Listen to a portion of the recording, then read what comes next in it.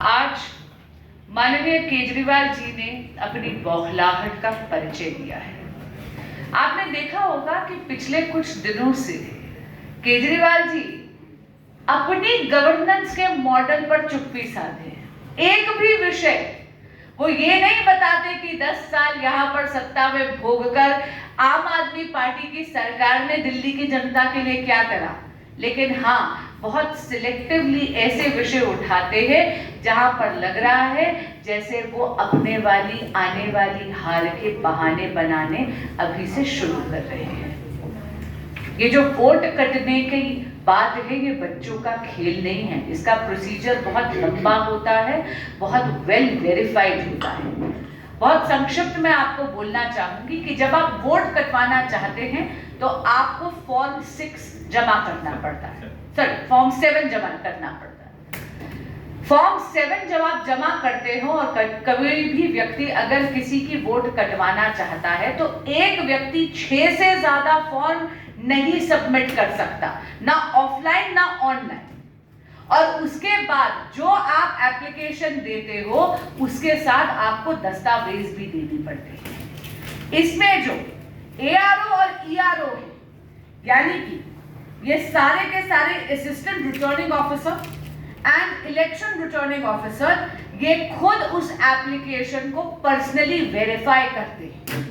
और वेरीफाई करने के लिए आप ये देखिए कि जो दिल्ली के चीफ इलेक्टोरल ऑफिसर हैं, उन्होंने पारदर्शिता रहे इस पूरे प्रोसेस में, उसके लिए ये बात और ये गाइडेंस दे दी है, ये इंस्ट्रक्शंस दे दी है दिल्ली के सभी बीएलओस को कि पर्सनली जाकर आपको वेरीफाई भी करना है और रजिस्टर पर हस्ताक्षर भी करवाने हैं। तो इतना आसान नहीं है वोट कटना।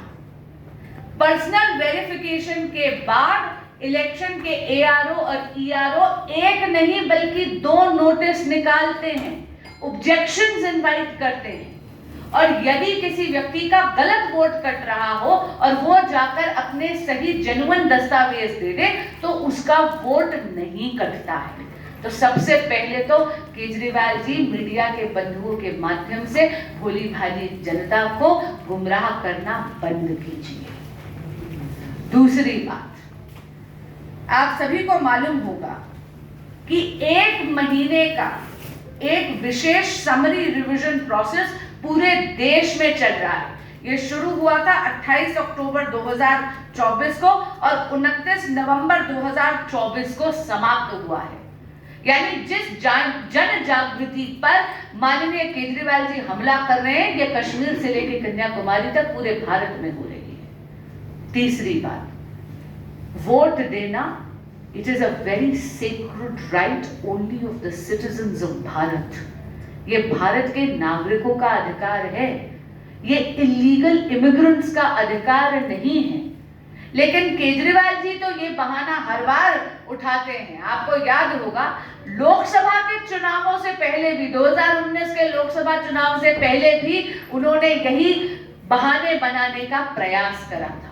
अब ऐसा लग रहा है कि केजरीवाल जी आने वाले विधानसभा चुनाव में अपनी हार को देखकर डर गए हैं और इसीलिए ये अजीब अजीब से बहाने बना रहे हैं। पर मैं पूछना चाहती हूँ केजरीवाल जी, जरा अपने गवर्नेंस मॉडल पे भी तो टिप्पणी कर दीजिए। क्या आपके 1 दशक के शासन में दिल्ली स्मार्ट सिटी बन गई? आपने जो बड़े बड़े दावे करे थे कि आप दिल्ली को लंदन, पेरिस जैसा विश्व स्तर के एक सिटी बना देंगे, क्या दिल्ली वो बन गई?